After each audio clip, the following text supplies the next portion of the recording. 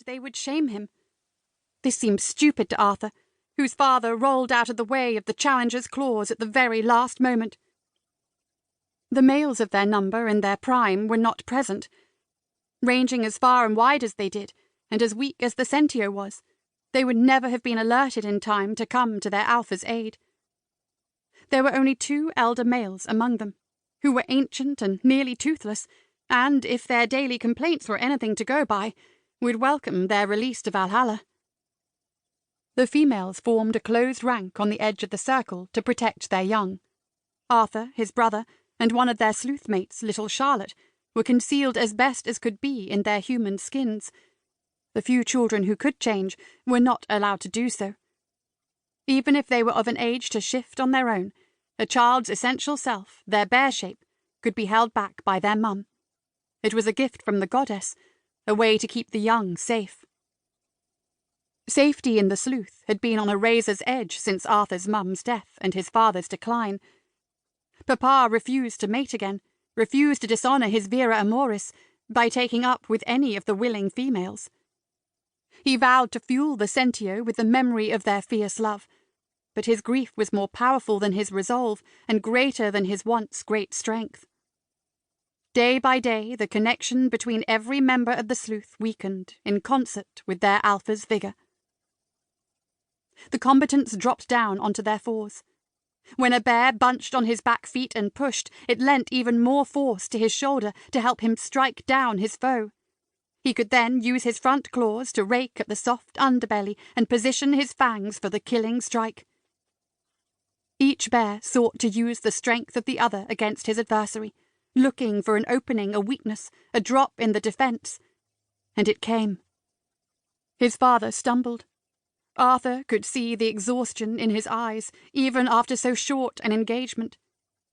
He fell on his belly, and was too slow, too slow.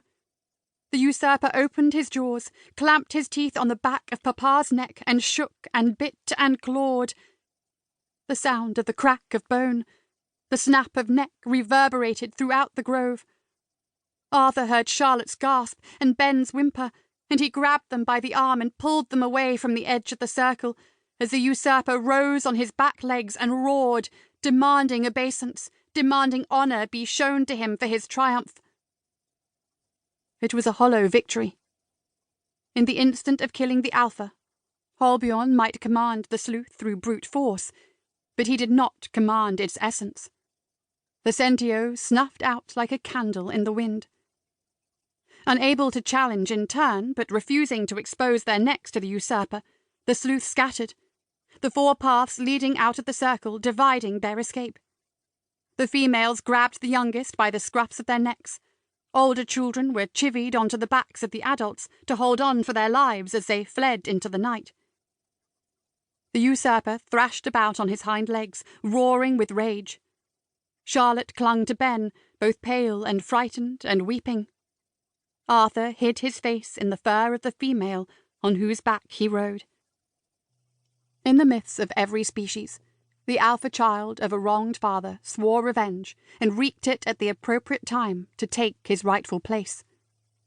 Arthur made an entirely different vow. 1. Wolves, so bloody dramatic. Arthur Humphries, Duke of Osborn, leaned against a silk-covered wall in the Viscount Montague's ballroom. He was present under extreme duress, thanks to a strongly worded missive from his cousin, and now the evening wanted only this, an eruption of romance from Alfred, Duke of Lowell. Rumours had reached even him in his ambulatory rustication of his Grace's abduction of the Honourable Felicity Templeton. Those who knew that Lowell was a Versipellis, a shapeshifter, realised the Duke had finally found his fated mate, and reeled with the news she was Homo plenus, a human. The majority of society were appalled that the peer had run off with an utter nobody, rather than snatching up a diamond of the first water, or, at the very least, a female of better breeding than Baron Templeton's only offspring.